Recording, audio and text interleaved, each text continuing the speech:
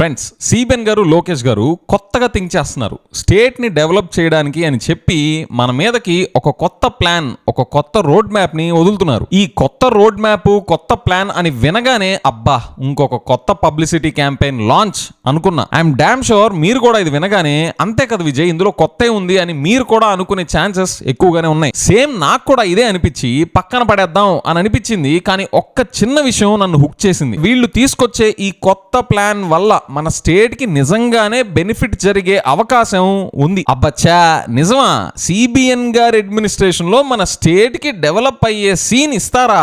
పిచ్చి విజయ్, క్వశ్చనే లేదు. ఇన్ని నెలల నుంచి చూస్తున్నావు, నీకు తెలీదా చెప్పు? చెప్పేదొకటి, చూపించేదొకటి, చేసేది ఇంకొకటిగా ఉంటది అని కోకొలలుగా కళ్ళ ముందే కళ్ళు చెదిరే ఎగ్జాంపుల్స్ ఉన్నాయి కదా. అలాంటిది ఇంకొక ప్లాన్ అని చెప్పి సిబిఎన్ గారి అడ్మినిస్ట్రేషన్ లో నిజంగా మన స్టేట్ కి డెవలప్ అయ్యే ఛాన్స్ ఇంకోటి ఇస్తారా అంటే just a thought experiment. Let me take a chance and listen to what their actual plan is with an open mind అని డీటెయిల్స్ లోకి వెళ్ళి చూసా. మంచి ఇంట్రెస్టింగ్ విషయాలు బయటపడ్డాయి. ఈ ఎపిసోడ్ లో నేనేం చేస్తానంటే వీళ్ళు తయారు చేస్తున్న ఈ కొత్త ప్లాన్, కొత్త రోడ్ మ్యాప్ ఏంటి, అందులో మన స్టేట్ బాగుపడే, మన స్టేట్ కి హెల్ప్ అయ్యే ఎక్కడో ఒక చిన్న సిగ్నల్ మినుకుమంటూ కొట్టుకుంటా నాకు కనిపించిందా, లేదా ఈ రోడ్ మ్యాప్ అని చెప్పి ఎప్పట్లాగే టమ్కీ వేసుకోవడమే కాదు, ఇంకా దారుణంగా మన స్టేట్ ని ఇంకా గుల్ల చేసే కొత్త ప్లాన్ ఏమైనా రచించారా అని ఫ్యాక్ట్స్ తో డెసిసివ్ గా నా రీడింగ్ ఏంటో మీకు ప్రెజెంట్ చేస్తాను ఈ ఎపిసోడ్ లో. అండ్ ఫ్రెండ్స్, నేను చేసే కంటెంట్ మీకు నచ్చుతుంటే please consider joining Andhra podcaster channel memberships. Subscribe button పక్కనే ఉంటుంది, ఆ జాయిన్ బటన్. ఒకవేళ మీరు జాయిన్ అవ్వకపోయినా కూడా మీకు ఏం తేడా ఉండదు. అన్ని వీడియోస్ యాజ్ యూజువల్ గానే చూడొచ్చు. కానీ ఈ ఛానల్ ని నేను ఇండిపెండెంట్ గా క్వాలిటీ కంటెంట్ తో నడపాలి అంటే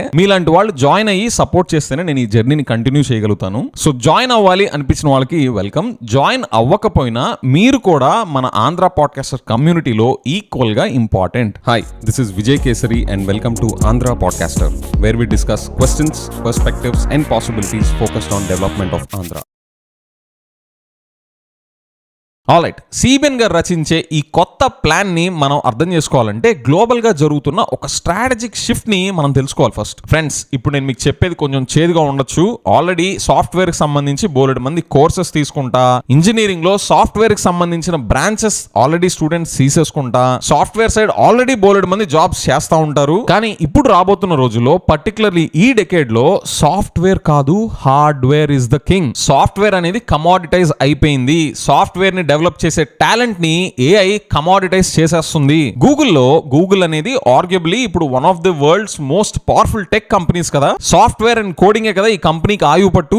అలాంటి ఈ గూగుల్ కంపెనీలో 75% of the code today is being written by AI. ఇది ఎవరో కాదు చెప్పింది, స్వయాన గూగుల్ CEO సుందర్ పిచాయ్ చెప్పారు. Let me share a few examples of how we are rewiring our work with AI. First, coding. We've been using AI to generate code internally at Google for a while. Today, nearly 75% of all new code at Google is AI generated and approved by engineers, up from 50% last fall. Coding and software ఆయువు పట్టుగా ఉన్న ఈ కంపెనీలో 75% of the code రాసేది మనుషులు కాదు, artificial intelligence. So the point is, software అనేది కమోడిటైజ్ అయిపోయింది. దీని మీద నేను డీటెయిల్ గా ఎపిసోడ్ నెంబర్ 697 లో సాఫ్ట్వేర్ కాదు హార్డ్వేర్ ఇస్ ద కింగ్ అని ప్రూవ్ చేస్తా. Latest examples, statistics, macro and micro లెవెల్లో జరుగుతున్న గ్రౌండ్ షాటరింగ్ థింగ్స్ ఏంటి అని డీటెయిల్ గా ఎక్స్ప్లెయిన్ చేశాను ఆ ఎపిసోడ్ లో. If you are interested and have the guts to prove me wrong, I welcome you to watch that episode and try that thought again. సో మరి సాఫ్ట్వేర్ అనేది scarce కాదు, హార్డ్వేర్ ఇస్ ద కింగ్ అయినప్పుడు ఎవరు powerful గా మారబోతున్నారు? ఎలాంటి companies and ఎలాంటి స్టేట్స్ పవర్ఫుల్ గా మారబోతున్నాయి అంటే దానికి ఆన్సర్, ఎవరైతే materials, energy systems, manufacturing capacities, transport and supply chain infrastructure ని కంట్రోల్ చేస్తారో వాళ్లే పవర్ఫుల్ గా మారబోతున్నారు. For my detailed explanation on this,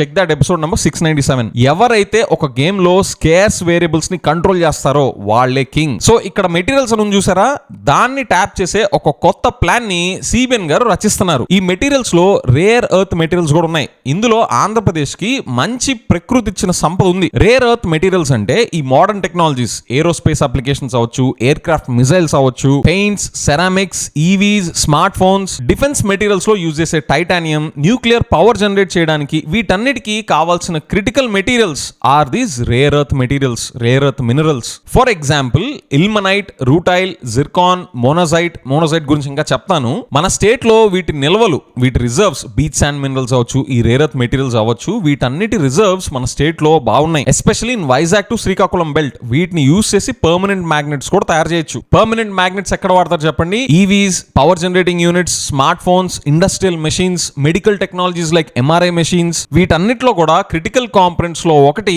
permanent magnets. వీటన్నిటి రిజర్వ్స్ ఏపీలో స్ట్రాంగ్ గా ఉన్నాయి. మన స్టేటే కాదు, సౌత్ ఇండియాలో కేరళం, తమిళనాడు అండ్ ఒడిశా ఈ స్టేట్స్ లో కూడా వీటి రిజర్వ్స్ బాగున్నాయి. అయినా కూడా ఈ మెటీరియల్స్ కోసం, ఈ మినరల్ వెల్త్ కోసం మనం ఇప్పటిదాకా చైనా మీద ఎక్కువ డిపెండ్ అవుతా వస్తున్నాం. నా ఇప్పుడు సిబిఎన్ గారు ఏం చేస్తున్నారంటే, మనకి ఖనిజ సంపద అంతా ఉంది కదా, దీన్ని ఏం చేస్తున్నారంటే ఆయన ఇంకేముంది విజయ్ ఆమ్యామ్య అనే గనక మీరు అనుకుంటే నేను చెప్పేది కొంచెం కేర్ఫుల్ గా వినండి. మీడియాలో ఏం మెన్షన్ చేశారంటే, చైనా మీద మన డిపెండెన్సీ తగ్గించుకోవడానికంట ఈ రేర్ ఎర్త్ సెక్టర్స్ లో ఒక 50,000 crores ఇన్వెస్ట్మెంట్స్ ని ఇన్వైట్ చేయబోతున్నారంట. అంటే ఈ రేర్ ఎర్త్ మెటీరియల్ సంబంధించిన మైనింగ్, ఆ excavations, processing and value generation activities ఇవన్నీ ఉంటాయి కదా, వాటికి సంబంధించి లీజెస్ మాత్రం మన ఏపీ మినరల్ డెవలప్మెంట్ కార్పొరేషన్ ఉంది కదా, వాళ్ళ దగ్గరే లీజెస్ ఉంటాయంట. కానీ ఆ మైనింగ్ సంబంధించి ఆ ఎక్స్కవేషన్ అవ్వచ్చు, సెపరేషన్ అవ్వచ్చు, వాల్యూ ఎడిషన్ ప్రాసెస్ ఇవన్నీ ఉంటాయి కదా, వీటిల్లో 50,000 crores వర్త్ ఆఫ్ ఇన్వెస్ట్మెంట్స్ ని ఇన్వైట్ చేయబోతున్నారంట. ఆల్రెడీ సెంట్రల్ గవర్నమెంట్ సైడ్ నుండి ఈ బడ్జెట్ లో వీటి మీద ఫోకస్ చేయబోతున్నాం, ఈ రేర్ ఎర్త్స్ మీద ఫోకస్ చేయబోతున్నాం అని బడ్జెట్ చెప్పేటప్పుడు, బడ్జెట్ అనౌన్స్ చేసేటప్పుడు ఇది కూడా వాళ్ళు ఫోకస్ ఏరియాస్ కింద అనౌన్స్ చేశారు. దీనికి సంబంధించి రేర్ ఎర్త్ కారిడార్స్ కూడా డెవలప్ చేయబోతున్నాం అని అనౌన్స్ చేశారు. డిపార్ట్మెంట్ ఆఫ్ అటామిక్ ఎనర్జీ అయితే కొన్ని potential rare earth corridor sites ని కూడా ఆల్రెడీ ఐడెంటిఫై చేశారంట. ఇందులో ఒకటి మన స్టేట్ లో వైజాగ్ టు శ్రీకాకుళం బెల్ట్,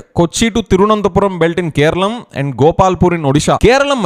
కేరళ అయితే వాళ్ళు మనలాగా కాకుండా పని మీద ఎక్కువ ఫోకస్ పెట్టి చాలా ఫాస్ట్ గా ఉన్నారు. ఎగ్జిక్యూషన్ ఫేజ్ లోకి ఆల్రెడీ వాళ్ళు ఎంటర్ అయిపోయారు. మనం కేరళ కన్నా చాలా లేట్ గా ఉన్నాం ఈ సెక్టర్ లో. సో ఇప్పుడు మన ఏపీలో కూడా తయారు చేస్తున్న రోడ్ మ్యాప్ ఏంటంటే, మనకున్న కోస్ట్ లైన్ చుట్టూతా ఒక 3 స్పెషలైజ్డ్ ఇండస్ట్రియల్ క్లస్టర్స్ ని డెవలప్ చేస్తున్నారంట. Titanium park at Srikakulam, rare earth corridor at Anakapalli, integrated titanium and rare earth park Machilipatnam. ఇదే కాకుండా 16 బీచ్ శాండ్ మినరల్ డిపాజిట్స్ ని ఐడెంటిఫై చేశారంట across Srikakulam, Vizianagaram, Visakhapatnam, Anakapalli, Konaseema, Kakinada, west Godavari and Krishna. ఈ మినరల్స్ అన్నిట్లో మోనోజైట్ అనేది ఇంకా critical phosphite mineral because of its 2 applications. ఒకటి, it's used in permanent magnets like we saw earlier. ఇంకోటి, it's a radioactive material. It is used in nuclear power generation. ఈ monazite అనేది highly regulated by central government also. అందుకనే leases government control, APMDC control లో ఉంచుకొని మనం ఒక nodal agency లాగా ఉంటాం ఈ ఎంటైర్ ఎకోసిస్టమ్ లో. 10 కంపెనీస్ ఆల్రెడీ ఇన్వెస్ట్ చేయడానికి ఇంట్రెస్ట్ కూడా చూపిస్తున్నారంట.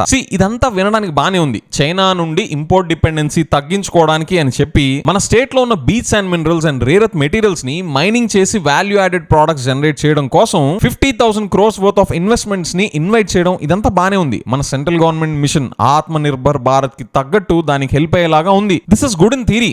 కానీ ఈ ప్లాన్ ఎప్పుడైతే సిబిఎన్ గారు, లోకేష్ గారు వీళ్ళ చేతిలో పడిందో నాకు అన్ని అనుమానాలు మొదలవుతున్నాయి. మటాష్ అన్న ఒక్క వర్డ్ తప్ప, అది నేను ఎక్స్ప్లిసిట్ గా చెప్పలేకపోతున్నాను తప్ప, మిగతా అన్ని అనుమానాలు వస్తున్నాయి నాకు. నా అనుమానాల వెనుకున్న హేతుబద్ధత అండ్ లాజికల్ రీజన్స్ ఏంటో కూడా మీకు ఫ్యాక్ట్స్ ఇప్పుడు ముందు పెడతాను చూడండి. సార్ సిబిఎన్ గారు, లోకేష్ గారు, మీ చేతిలో పడ్డ ఏ రాష్ట్ర ఖనిజ సంపద అయినా, అది ఏ పబ్లిక్ అసెట్ అవ్వచ్చు, పబ్లిక్ ప్రాపర్టీ అవ్వచ్చు, దాన్ని స్టేట్ డెవలప్మెంట్ కి వాడిన ట్రాక్ రికార్డ్ ఏంటో చూపించండి మీది. ఐ రిపీట్, నేను పబ్లిక్ కంపెనీ గురించి మాట్లాడట్లేదు. మీ అడ్మినిస్ట్రేషన్ లో మన రాష్ట్ర ఖనిజ సంపదని, పబ్లిక్ అసెట్ ని స్టేట్ కి ఉపయోగపడేలాగా ఎక్కడ చేశారో ఒక్క డేటా పాయింట్ చూపించండి. పబ్లిక్ కంపెనీని ఎందుకు ఇక్కడ నేను డిస్కస్ చేయట్లేదు అంటే, గవర్నమెంట్ లో ఉన్న ఒక్కొక్కళ్ళకి పబ్లిక్ కంపెనీస్ ని రన్ చేయడం పట్ల ఒక్కొక్క అప్రోచ్ ఉంటుంది. గవర్నమెంటే కంపెనీస్ ని రన్ చేయాలి అని కొంతమంది ఉంటారు, రన్ చేయకూడదని కొంతమంది ఉంటారు. 2 డిఫరెంట్ అప్రోచెస్. నేను ఆ డిబేట్ లోకి వెళ్ళట్లేదు, ఎందుకంటే the devil there lies in the details. Government companies అని పేరు చెప్పి ఇన్ఎఫిషియన్సీస్ అన్ని కూడబెట్టుకుంటా పోతే government companies will bleed our state finances to death. అలా అని గవర్నమెంట్ కంపెనీ కదా అని ఇవ్వాల్సిన సపోర్ట్ ఇవ్వకుండా కేవలం గవర్నమెంట్ కంపెనీ అనే డిస్క్రిమినేషన్ తో దాని ఆర్టరీస్, వెయిన్స్, బ్లడ్ వెజల్స్ అన్ని కట్ చేసేస్తే అది కూడా తప్పే. So the devil lies in the details. So ఈ పర్టికులర్ డిస్కషన్ ని will pick it up later point in time. But మీ అడ్మినిస్ట్రేషన్ లో సిబిఎన్ గారు రాష్ట్ర ఖనిజ సంపదని స్టేట్ డెవలప్మెంట్ కోసం వాడినట్టు ఒక్క డేటా పాయింట్ చూపించండి సార్. మీకు లోకేష్ గారికి ఉన్న ట్రాక్ రికార్డ్ ఏంటి చెప్పండి సార్. 100 కోట్ల రూపాయలు విలువ చేసే ల్యాండ్ ని 99 పైసలకే ఇస్తా, అడుగు కాదు, గజం కాదు, ఎకరం కాదు, మొత్తం ఇస్తా. తప్పేంటి అని పబ్లిక్ ప్రాపర్టీని పీనట్స్ కమ్మేసిన ట్రాక్ రికార్డ్ మీది. Thousands of crores of profits లో మునిగున్న కంపెనీస్ కూడా పీనట్స్ కి ల్యాండ్స్ ఇచ్చేసిన ట్రాక్ రికార్డ్ మీది. థౌజండ్స్ ఆఫ్ ఎంప్లాయీస్ ని ఫైర్ చేసి పక్కన పడేస్తున్నా లక్షల్లో జాబ్స్ క్రియేట్ చేయబోతున్నారు అని ఫేక్ ప్రాపగాండాస్ క్రియేట్ చేసి 99 పైసలకి పబ్లిక్ అసెట్స్ ని ఇచ్చేసిన ట్రాక్ రికార్డ్ మీది. ఏ బేసిస్ లో ఇస్తున్నారో ఎవ్వరికి తెలియదు. Zero transparency, zero accountability. ఇలాంటి వాళ్ళ చేతుల్లో మన రాష్ట్ర ఖనిజ సంపద ఉంటే దాని వల్ల వాళ్ళు ఏపీకి బెనిఫిట్ అయ్యేలా చేస్తారు అని ఎలా నమ్మాలి? చైనా పేరు చెప్పి రోడ్ మ్యాప్స్ అని ప్లాన్స్ అని చెప్తే ఎలా నమ్మాలి? నేనేమి ఇక్కడ జగన్ గారు 100% పర్ఫెక్ట్ అని నేను అనట్లా. ఆయన టైంలో కూడా ఏపీఎండిసి పేరు చెప్పి వాళ్ళు అప్పులు తీసుకొచ్చారు. కానీ ఆ అప్పులు ఎటు వెళ్ళాయి? ఈదర్ ఎడ్యుకేషన్ మీద పంపించారు, హెల్త్ కేర్ మీదకి పంపించారు, లేదా నాకు నచ్చనిది ఎక్సెసివ్ ఫ్రీబీస్, ఎక్సెసివ్ వెల్ఫేరిజం అని 24 గంటలు బటన్లు నొక్కుతా డీబీటీ స్కీమ్స్ అని చెప్పి పబ్లిక్ లోకి పంపించారు. కనీసం ఆయన టైంలో ఎటు వెళ్ళాయని కనిపిస్తున్నాయి. కానీ మీరు సిబిఎన్ గారు మీ అడ్మినిస్ట్రేషన్ లో అసలు తెచ్చే అప్పులన్నీ ఎటు వెళ్తున్నాయి అని చెప్పుకునే పరిస్థితిలోనే ఉండగలుగుతున్నారా? అసలు ఎంత సంపద సృష్టించారు సార్ మీరు ఇప్పుడు దాకా? 24 గంటలు అమరావతి అమరావతి అమరావతి, వారం వారం వేలకి వేల కోట్లు అమరావతిలోకి పంప్ చేస్తానే ఉన్నారు. పోనీ మీరు ఏమైనా ఈ అసెట్స్ చూపించి ఆ వస్తున్న డబ్బుల్లో ఎడ్యుకేషన్ మీదకి ఏమైనా పెడుతున్నారా? హెల్త్ కేర్ మీదకి ఏమైనా పెడుతున్నారా? జగన్ గారు లాగా గవర్నమెంట్ హాస్పిటల్స్ లో ఉంచాల్సిన మెడిసిన్స్ కి కేటాయించే బడ్జెట్స్ కూడా మీరు కట్ చేసి అవతల పడేస్తున్నారు కదా సార్. ఇంత అధ్వానమైన సిచ్యువేషన్ లో ఎడ్యుకేషన్, హెల్త్ కేర్ ని పెట్టుకొని మీరు మళ్ళీ ఇలా కొత్త ప్లాన్స్, మినరల్ వెల్త్ సంబంధించి రోడ్ మ్యాప్స్ అని చెప్తుంటే సార్ ఎలా నమ్మాలి? పోనీ నిజంగానే ఇన్వెస్టర్స్ వచ్చారనుకుందాం సార్. మీ ఇన్విటేషన్ చూసి 50,000 కోట్ల పెట్టుబడులు పెట్టడానికే ఇన్వెస్టర్స్ ముందుకు వచ్చారనుకుందాం. ఇక్కడ నా ఫండమెంటల్ క్వశ్చన్ ఏంటంటే, మన రాష్ట్ర ఖనిజ సంపదని మీరు ఈ ఇన్వెస్టర్స్ అందరికీ శనక్కాయలు, బఠానీలు రేట్లకి ఇచ్చేరని గ్యారంటీ ఏంటి? ఇలాంటి ప్రూవెన్ డిజాస్టర్స్ ట్రాక్ రికార్డ్ పెట్టుకొని మీరు కొత్త రోడ్ మ్యాప్, కొత్త ప్లాన్ అని చెప్తే అది ఎలా నమ్మాలి సార్? మన ఏపీ డెవలప్మెంట్ కోసమే మీరు చేస్తున్నారని. I want to really cheer you up for this initiative sir. But నాకు వచ్చే డౌట్స్, నాకు వచ్చే అనుమానాలన్నీ హేతుబద్ధంగా ఉన్నాయా లేదా మీ ట్రాక్ రికార్డ్ చూసే? సో సిబిఎన్ గారు, మీరు గవర్నమెంట్ సైడ్ నుండి ఈ beats and minerals and rare earth materials మీద ఫోకస్ చేయడం, ఈ హార్డ్వేర్ ఇస్ ద కింగ్ అనే జమానాలో ఫోకస్ చేయడం మంచిదే. కానీ మీకు, మీ సన్ లోకేష్ గారికి, మీ ఇద్దరుకున్న డిజాస్టర్స్ ప్రూవెన్ ట్రాక్ రికార్డ్ వల్ల I have zero confidence that you are going to use this initiative for AP development sir. Please prove me wrong sir. I will be really happy to be wrong in this matter. కానీ మీరు ఇది actions తో, results తో,